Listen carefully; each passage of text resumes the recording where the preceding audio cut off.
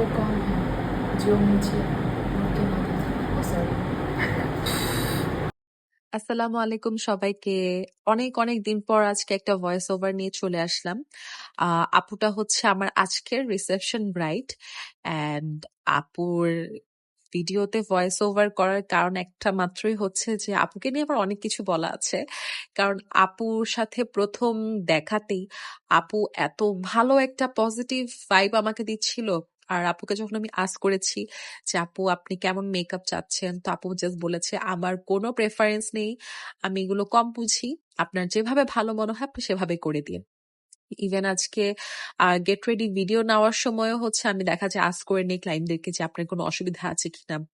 তো আপুর সাথে যে এসেছিল সে বলছিল যে ও তো চাই যে আরো ভিডিও করুক, সমস্যা নেই। তো আমি আসলে সত্যি কথা অনেক আজকে খুশি হয়ে গিয়েছিলাম যে এক তো আপুর আউটফিট জুয়েলারি সবকিছু সুন্দর, প্লাস আপুর লুকটাও অনেক সুন্দর হয়েছে এন্ড আপু ভিডিও করছে এন্ড আপুর এক্সপ্রেশন মাশাল্লাহ মাশাল্লাহ।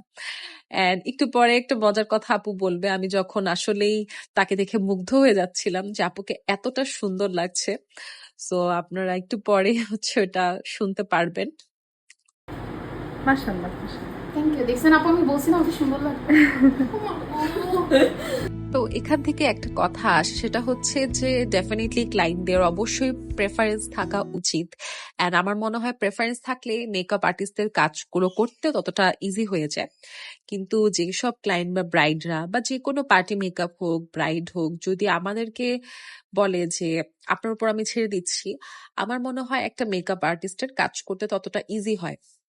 অ্যান্ড দেখা যায় যে আমরা যেহেতু অনেক অনেক মানুষ নিয়ে কাজ করে থাকি, অনেক ফেসেস নিয়ে কাজ করে থাকি, আমাদের মোটামুটি একটা ভালো আইডিয়া হয়ে গিয়েছে যে কার ফেসে কোন মেকআপটা কতটুকু ভালো লাগবে।